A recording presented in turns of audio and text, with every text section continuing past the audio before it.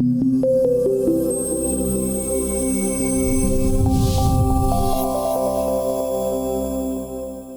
and welcome to the Accreditation Support video series. This resource was developed by the South Eastern Melbourne Primary Health Network and is intended as a support tool for practices undergoing accreditation. My name is Magali De Castro and I'll be your guide through this video series. We will start with a brief overview of the accreditation process, followed by a more in-depth view of the most critical accreditation standards, including common questions and valuable tips to help your practice prepare for a survey visit. So let's get started. What is accreditation? General practice accreditation is a voluntary process that over 80% of practices in Australia go through to ensure that they're providing services in line with best practice evidence and also in accordance with peer-reviewed guidelines.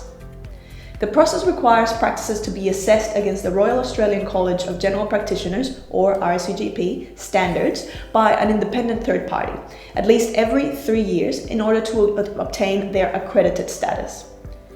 There are many benefits to becoming an accredited general practice. Some of these include recognition within the general practice community that your clinic is performing in accordance to best practice standards, providing a proven framework for quality improvement and quality assurance in general practice, offering the practice an opportunity to see how it's performing in relation to general practice benchmarks, also offering an opportunity to protect time and reflect on what's working at the practice, and also identify areas for improvement. And finally, becoming accredited allows a practice to access funding from the Practice Incentive Program, PIP, or Service Incentive Payments, SIP, and also the Practice Nurse Incentive Program, PNIP. The accreditation process usually involves the following steps. First, a practice would register for accreditation with one of the two accrediting bodies, GPA or ACPAL. Which organization you choose is really a matter of practice preference, so it's recommended that you contact both agencies before you decide which one to select. Next, the practice would be allocated a key contact person at either GPA or ACPAL to assist with accreditation questions and other requirements. Both organizations provide a range of resources, templates, and training to support practices.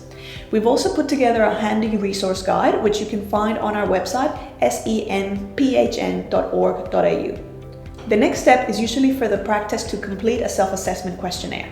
Your accrediting body may also request that some documentation be forwarded for review in advance, and this is to save time on the day of the visit. Finally, a site visit is scheduled, which usually includes at least 2 surveyors, one of which is a GP.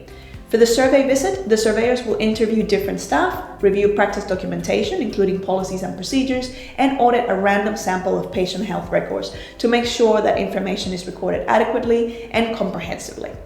The survey visit will usually take half a day, but may take longer if a practice has a large number of doctors. The surveyors write a report of their findings, which is then reviewed by the accrediting body, and a decision is made to either grant the accredited status to a practice or request that the practice supply additional evidence to show how they're meeting certain standards. This is in the event that the evidence was lacking at the time of the visit. Once a practice is accredited, it must undertake the self-assessment and the survey visit process every 3 years to keep its accredited status. Over the following videos, we will look at some of the key accreditation standards in more detail.